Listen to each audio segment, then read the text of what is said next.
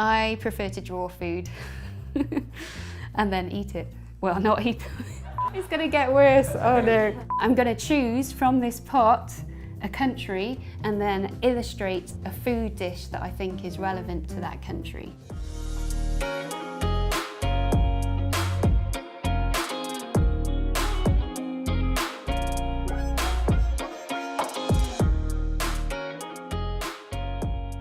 Should I close my eyes? We have Korea. I'm not sure what they have in Korea. I found this dish called Korean bibimbap. So it looks really tasty and there's lots of colours. So I think that would be really nice to draw. So I think I'm going to start with my watercolours and just lay down some colours just to give me some groundwork of what I'm doing. I'm now going to start putting a bit more detail in. So these crayons just add texture to the drawing and they just start to refine it. They give a bit more interest to the illustration. I think every layer I put on, it just starts to define it a lot more.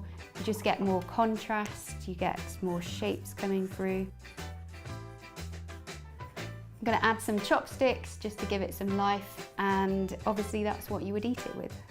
I used to live in Hong Kong, lived in Hong Kong for 2 years and got used to eating with chopsticks. So that's it, I finished. This is bibimbap from Korea. Okay, I'm going to move on to my next country and see which one I will get. Hey! United Kingdom.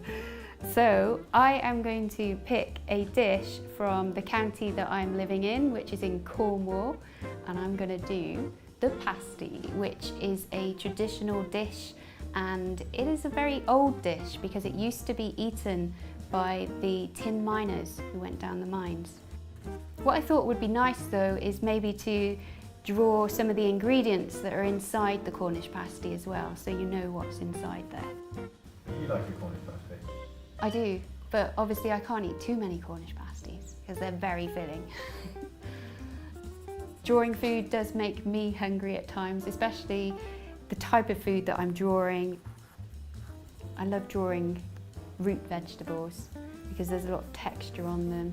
The splats give my illustration just a little bit of life, you know, it makes it a little bit more lively and a bit messy because food is messy.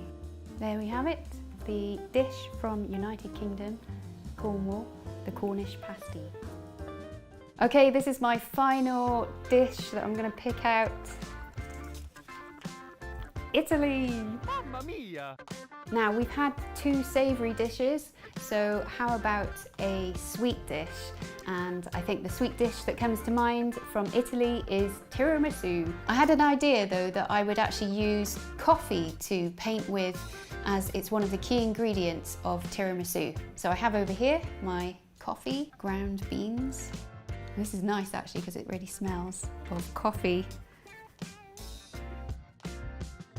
Growing up, my dad used to cook all of our dishes and all the food from scratch. I think I've just really loved being in the kitchen and you get to talk when you're eating, and I think that really cemented a love of food. And I love drawing it. So let's see if we can splat coffee. There we go.